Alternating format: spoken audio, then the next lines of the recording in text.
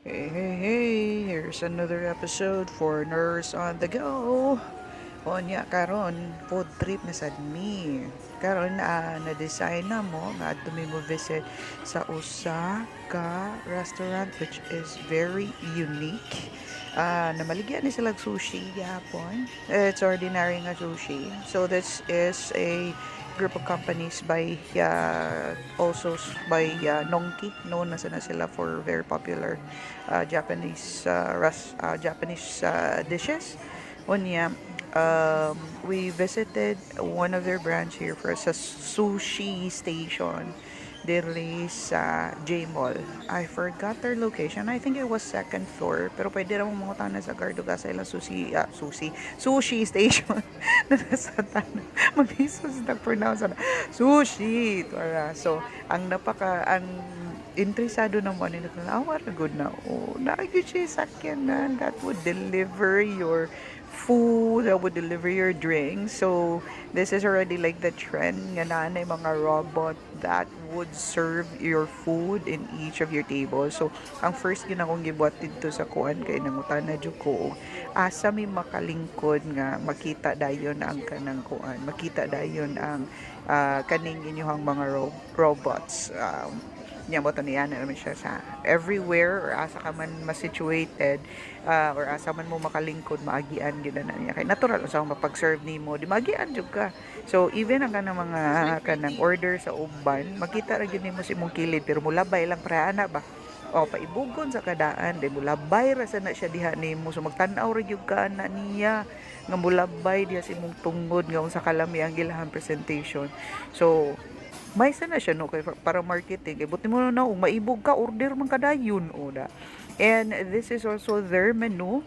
Ang imong buhaton is really mag-click-click lang ka din ha. Just the same with some other restaurants nga na siya daan nga na siya mga tab uh, hindi makaselect na kasi mong drinks unya see while nagsige pa migpili kadaghan na jud kay na nilabay na mo nya lain ra gyud kay nang gutumo na kano nya na sige pagkaon mo agi ba kay imo gyud ang lilion jud unsay ilang gipang order nya imagine na ka mga gid mga tempura ana ba so malingaw ka nya dayon daghan ang ilang choices diri na ay mga side dish nila dan katong mga sushi sashimi nigiri and then kuan gyud siya kanang actually for their prices I have to be honest with you nga it's really above average murag kanang kung mura naman siya pari ang magawa sa mo siya nga ang iyang price is the same lang siya sa uban nga Japanese restaurant but their servings here are kanang half lang sa servings sa regular servings sa uban Japanese restaurant.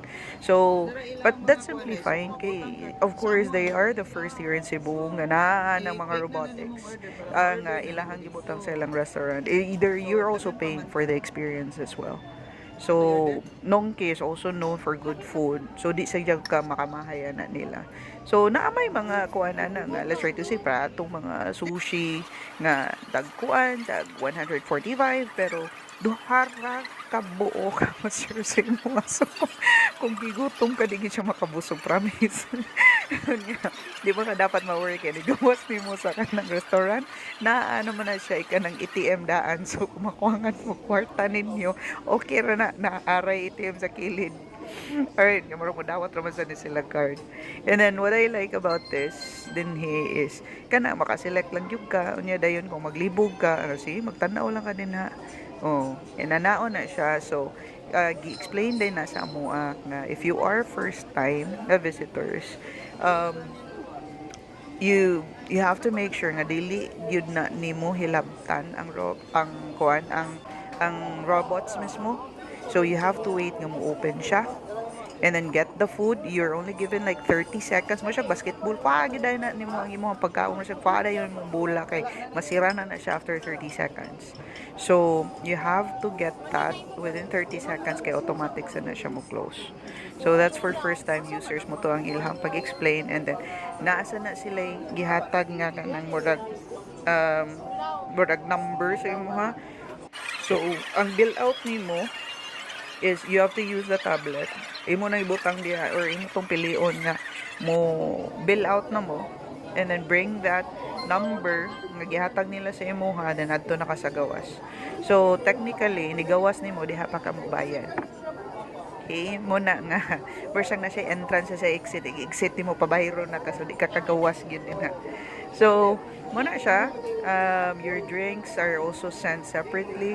Muna siya nakalingaw gyud niya kay just imagine nga no more, wala na yung mga waitress, waiters nga magdala sa food. But they will be, naman gyapon yung mga waiters, waitress. They're there still to assist you. Pero when it comes to delivering food, gikan na gyud na siya from the kitchen directly na gyud sa customer service sa inyo nga nagkaon. Okay, pertigin na mo lingaw as in, for the experience, it was really worth it lingaw kay tanan mi.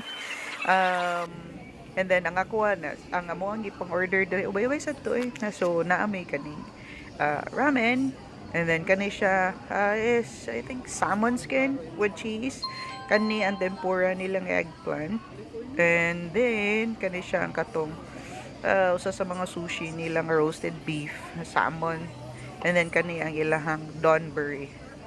So sa katong kani siyang crunchy mackerel man siguro ni nakalimot ko. And then for na ang selection na nila kani siya total na mo sa mong bill was 17 ana pang 1718. So usa sa kuan lang kung dili mo mag drinks just same sa Japanese food, they just have the free hot water. Yan, nasa na sila katong tea. So, this is how you get their tea. Momong yun na sila, kung manilag kaon, it's always tea. Inig after sa ilahang kuan kaon.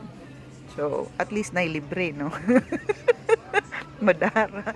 Pero, ang ako lang dia, if you're really hungry, I just go for the donburi or the ramen kay mas makabusog siya. If you're going for the sushis, may na siya, tilaw-tilaw lang for maingong kang busog. Dili gid siya makabusog, promise. Alright, so that's it for our episode for Nurse on the Go for today. Just go ahead and watch out for our next vlog. Bye!